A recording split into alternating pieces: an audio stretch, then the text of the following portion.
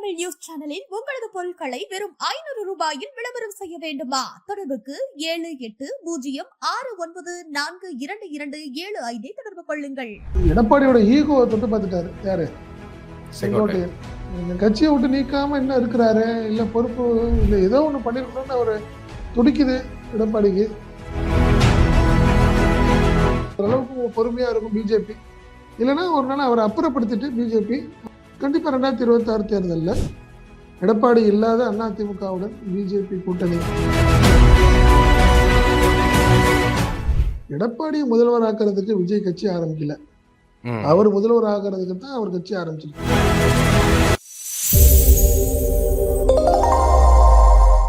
ஈத்தமிழ் news நேயர்களுக்கு வணக்கம். இன்றைக்கு நம்மளோட அரசியல் பேசுவதற்காக ஈத்தமிழின் தலைமை ஆசிரியர் செந்தில் அவர் இணைந்திருக்கிறார். சார் வணக்கம். வணக்கம் சந்திரே, வணக்கம். வீடியோக்குள்ள போறதுக்கு முன்னாடி நேயர்களுக்கு ஒரு அன்பு வேண்டுகோள், சேனலை மறக்காம சப்ஸ்கிரைப் பண்ணிட்டு உங்கள் கருத்துக்களை மறக்காம கமெண்ட் செக்ஷன்ல போட்டுருங்க, வீடியோவையும் லைக் பண்ணிருங்க. சார், அதிமுக உட்கட்சி விவகாரத்துல தேர்தல் ஆணையம் தலையிடலாம் அப்படின்னு தீர்ப்பு வந்ததற்கு பின்பு பாத்தீங்கன்னா செங்கோட்டையன் தனியா ஒரு மீட்டிங் போடுறாரு. அவரு இத்தனை நாள் அமைதியா இருந்துட்டு இப்போ ஒரு கலக குரலை எழுப்புறாரு. திடீர்னு ஓபிஎஸ், டிடிவி, சசிகலா நாங்க நிபந்தனையின்றி உள்ள வரோம், எங்களை ஏத்துக்கங்கன்னு ஓபிஎஸ் சொல்றாரு. பாஜக தான் இதுக்கு பின்னணியில் இருக்கு, எடப்பாடி ஒத்துக்கலைன்னா அவரை காலி பண்ணிட்டு கூட்டணிக்கு அடித்தளம் போடுறாங்கன்னு ஒரு பேச்சு வருது. இதை எப்படி பாக்குறீங்க? இல்ல, ஆரம்பமே கிட்டத்தட்ட பாத்தீங்கன்னா சீனியாரிட்டின்னு பாத்தீங்கன்னா செங்கோட்டையன் தான். இப்ப இருக்க நிலைமையில அவர் ஒரு சீனியர், பெரிய சீனியர் தான். அதோட என்ன காரணம்னா 72லேருந்தே கிளை செயலாளராக இருந்து ஆரம்பிச்சவர் அவர் என்ன செங்கோட்டையன். அதனால அவரை ஒதுக்கி வச்சிருந்தார் எடப்பாடி. காரணம் என்னன்னா அந்த சீனியாரிட்டி. அதனாலேயே அவர் எந்த பெரிய லெவலில் ஒரு ஒன்றும் இல்லை. இப்போ நீங்கள் இந்த ஆய்வு கூட்டம்லாம் நடத்தினாரு, அதெல்லாம் பெருசாக ஃபார்மலாக அவருக்கு சொல்லவே இல்லை. இப்போ பொறுப்பாக பார்த்தீங்கன்னா ஒரு அமைப்பு செயலாளர் அவர். ஒரு 2-3 தொகுதியை சேர்ந்து ஒரு மாவட்ட செயலாளர், அவ்வளோதான் ஈரோட்டில். இதுதான் அவருடைய நிலைமை இன்னைக்கு, அவருடைய சூழ்நிலை தான். அதே மாதிரி பார்த்தீங்கன்னா இன்னைக்கு கொறடா ஒரு பொறுப்போ எதிர்கட்சி துணைத் தலைவரோ எதுவுமே அவருக்கு தரல. நல்லா பார்த்தீங்கன்னா அவர் கிட்டத்தட்ட 3 வருஷம் காலமாகவே கிட்டத்தட்ட ஒதுக்கப்பட்டு தான் இருந்தார். ரொம்ப ஒரே ஒரு வருத்தம் என்ன செங்கோட்டையனுக்கு அப்படின்னு பார்த்தீங்கன்னா, இந்த 6 பேர் போய் பார்த்தாங்க, போன வருஷத்துல போய் பார்த்தாங்க எடப்பாடிட்ட. பிரிஞ்சிருக்கிற எல்லாத்தையும் நம்ம கட்சியில சேர்க்கலாமே அப்படிங்கிற ஒரு சின்ன ஒரு நிபந்தனைகளையும் அவங்க அதுல பேசுனது செங்கோட்டையன் தான் பேசினார். காரணம் என்னன்னா அவர் தான் சீனியருங்கிற மாதிரி அந்த ஒரு அடிப்படையில் தான் அவரை பேச சொல்லி தான் அவங்க கூட்டு போயிருந்தாங்க அந்த 5 பேரும். பிளஸ் 6 இவர் யாரு நத்த விஸ்வநாதன், செங்கோட்டையன், தங்கமணி, வேலுமணி, கேபி அன்பழகன், சிவி சண்முகம், இவங்க எல்லாமே போனதுல பேச சொன்னது 2 பேர் தான் பேசினாங்க. ஒருத்தர் செங்கோட்டையன், இன்னொருத்தர் சிவி சண்முகம். அதுதான். நீங்க ஏற்கனவே செங்கோட்டையன் மேல அவருக்கு ஒரு வருத்தம் இருந்துட்டே இருக்கு, யாரு? எடப்பாடிக்கு. காரணம் என்னன்னா அவரு சீனியர், இவரை எப்படி டேக்கிள் பண்றதுன்னு தெரியல அப்படிங்கிறதுனாலே அவரை அப்படியே ஒதுக்கியே வச்சிருந்தாரு. குறிப்பா பாத்தீங்கன்னா ஒரு சம்பந்தக்காரர் இவரு யாரு? கருப்பண்ணன், முன்னாள் அமைச்சர். ஈரோட்டுல முழுக்க பாத்தீங்கன்னா கருப்பண்ணனுக்கு தான் பவர். பவரா இருப்பாரு. செங்கோட்டையன் ஒதுங்கியே இருந்தாரு. இந்த ஒரு சூழ்நிலை.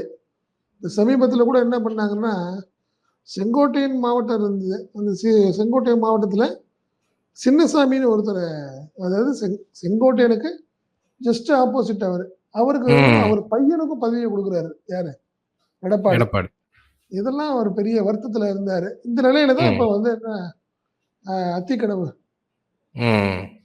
அந்த அவிநாசி திட்டத்துக்கு பாராட்டு விழா. அதுக்கு ஸ்பான்சர் யாரு? வேலுமணி தான். விவசாய சங்க கூட்டமைப்பு அப்படின்னு நீங்க சொன்னீங்கனாலும் மெயின் ஸ்பான்சர் அவர் தான். அதனால என்ன பண்றாங்க, அந்த இன்விடேஷன்லயும் வேலுமணியோட பேர் தான் முதல்ல இருக்கு, அதுக்கப்புறம் தான் செங்கோட்டையன் பேரு. அந்த இன்விடேஷன்லயும் அதே மாதிரிதான். ஸோ இந்த மாதிரி விஷயங்கள், அடுத்தடுத்த விஷயங்கள் அவருக்கு ரொம்ப வருத்தமா இருந்தது. எப்படா ஒரு என்ன காரணமா கட்சிக்கு விரோதமான விஷயமா இருக்கக்கூடாது, பட் அதே சமயத்துல எல்லாரும் ஏத்துக்கக்கூடிய ஒரு விஷயமா இருக்கணுங்கிறதுனாலதான் என்ன சொல்றாரு, எம்ஜிஆர், ஜெயலலிதா படங்களை தவிர்த்த நிகழ்ச்சி. அதனால நான் ஏற்கனவே அமைப்பு நிகழ்ச்சி அமைப்பாளர்களை கூப்பிட்டு சொன்னேன், அவங்க கேட்டுக்கல, அதனால நான் புறக்கணிச்சிட்டேன் அப்படிங்கறத அவருடைய ஒரு விஷயமா இருந்தது. பட் அடுத்தடுத்த விஷயங்கள்ல பாத்தீங்கன்னா இப்போ அந்த நிகழ்ச்சி முடிஞ்சது, அதுக்கப்புறம் டெல்லி ஆபீஸ் திறப்பு வீடியோ கான்பரன்சிங் அந்த நிகழ்ச்சியிலையும் அவர் கலந்துக்கல.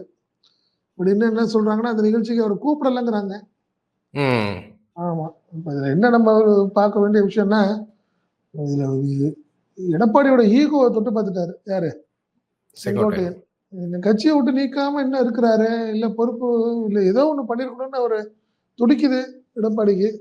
பட் ஆனா அந்த சீனியாரிட்டி செங்கோட்டையனுக்குன்னு ஒரு பெரிய ஆதரவு இருக்கு. சீனியர்கள் ம். மத்தியிலயும் சரி, ரொம்ப ம். சாஃப்ட் நேச்சரு, சீனியர் அப்படிங்கிறதுனால எல்லாமே அவர் மேல ஒரு சாஃப்ட் நேச்சரோட இருப்பாங்க. எல்லாத்துலயும் ஒரு பழகக்கூடிய ஒரு அணுகுமுறை ரொம்ப சாஃப்ட்டா இருக்கும். அதனால எல்லாமே ம். கிட்டத்தட்ட மாவட்ட செயலாளர்கள்லேருந்து சீனியர்கள் எல்லாமே செங்கோட்டையன் விஷயத்துல எல்லாம் ஒரே ஒரு அவர் மேல சைடு ஒரு பரிதாபம் ஆயிடும் அவருக்கு.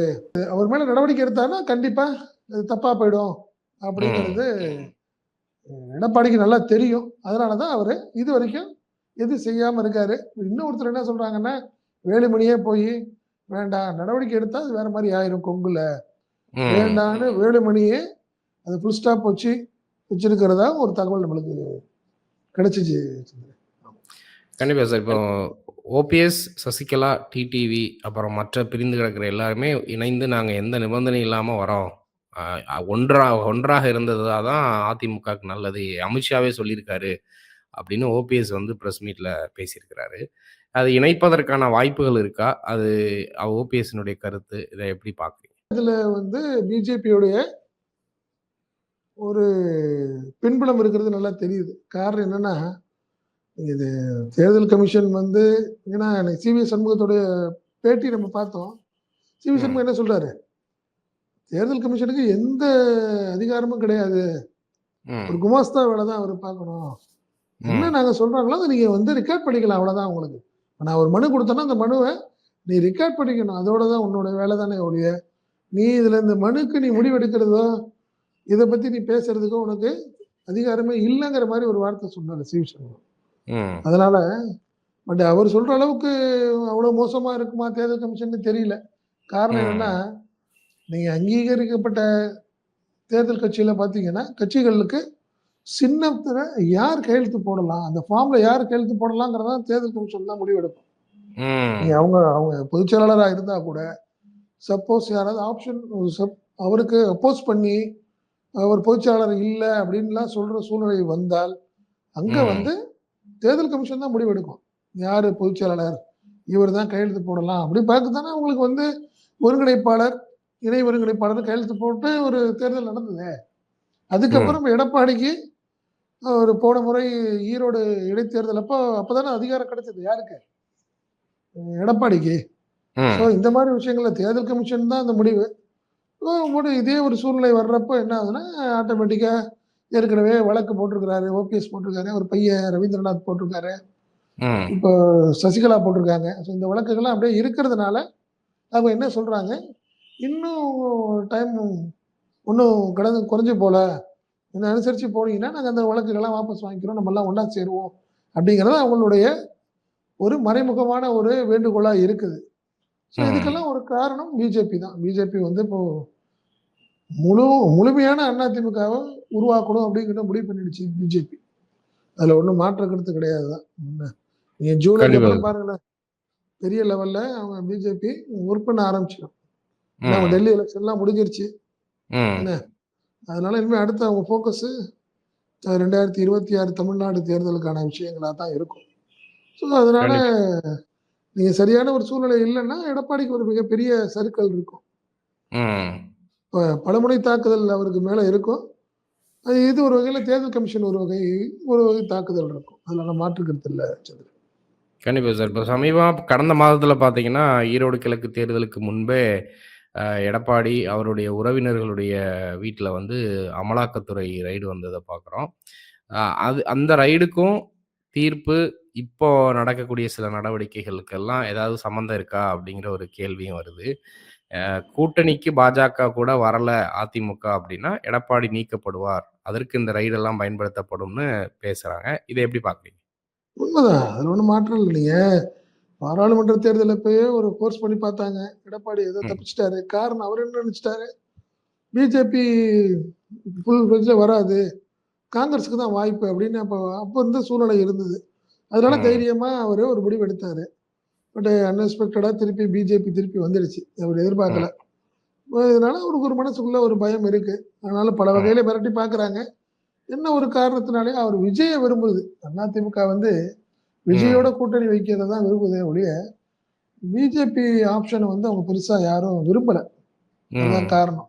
பட் அதே சமயத்துல கொங்கு மண்டலத்துல உள்ள 2ஆம் கட்ட அதிமுக தலைவர்கள் எல்லாம் பிஜேபி கூட்டணியை விரும்புறாங்க. குறிப்பா பார்த்தா எடப்பாடிக்கு அடுத்த நிலையில உள்ள வேலுமணி அவரு வந்து ரொம்ப விரும்புறாரு. காரணம் என்னன்னா, அவர் ஆரம்பத்திலேருந்து பிஜேபியோட தொடர்ந்து பயணம் பண்ணிட்டு இருக்கிறவர் அவரு. அதனால அவர் என்ன நினைக்கிறாரு, நீங்க சட்டமன்ற தேர்தல்ல அதிமுகவோட பிஜேபி கூட்டணி இருந்தா நல்லா இருக்கும்னு நினைக்கிறாரு.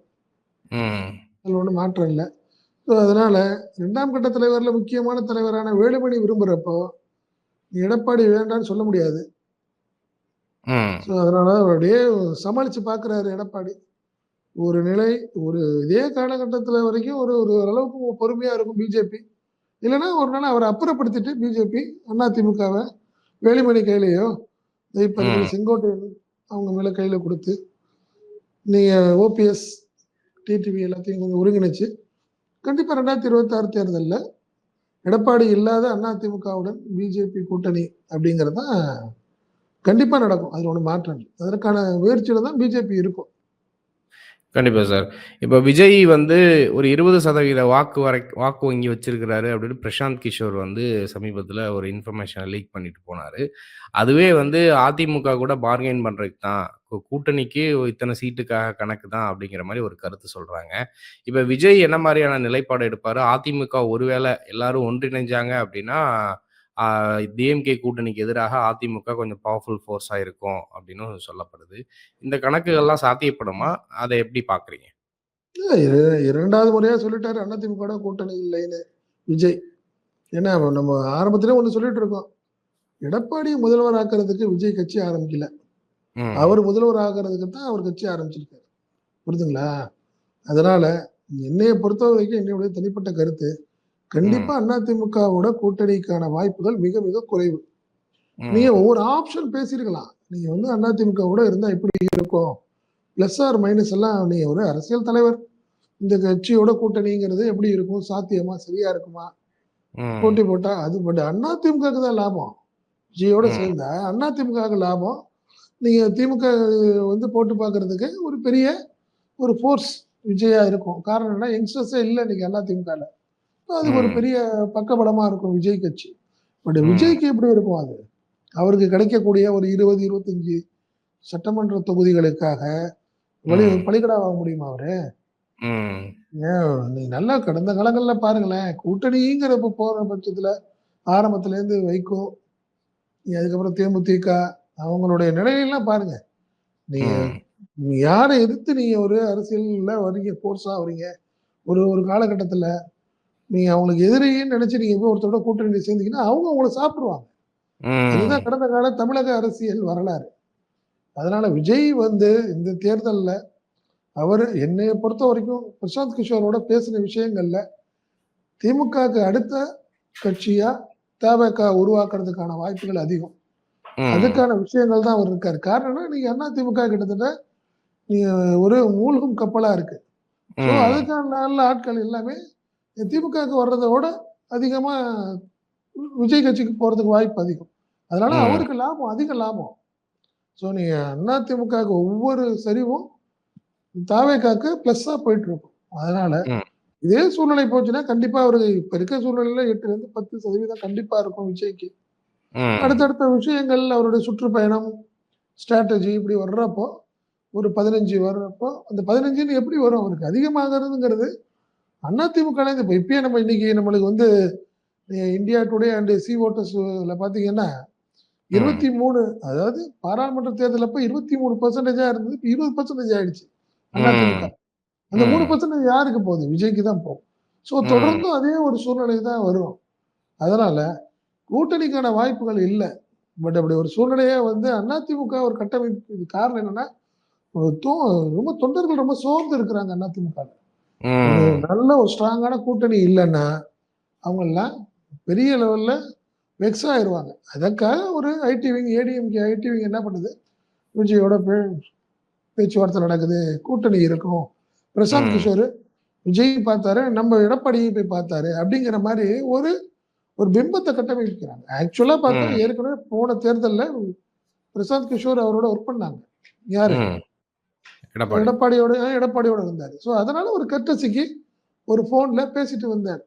விஜய வந்து ம். பார்த்து பேசினவரு, ஒரு முன்னாள் நண்பர்கள் முன்னிலையில, இல்ல முன்னாள் முதலாளின்னு கூட சொல்லலாம் அத. பழைய ம். முதலாளிங்கிற முறையில எடப்பாடிட்ட கூட அவரு பேசியிருக்கலாம். அதுதானே ம். தாண்டி அதிமுக, விஜய் கூட்டணிக்கான வாய்ப்புகள் மிக மிக குறைவு சந்திரன்.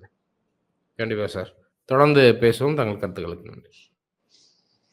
நமது தமிழ் நியூஸ் சேனலில் உங்களது பொருட்களை வெறும் 500 ரூபாயில் விளம்பரம் செய்ய வேண்டுமா? தொடர்புக்கு 7806942275 தொடர்பு கொள்ளுங்கள்.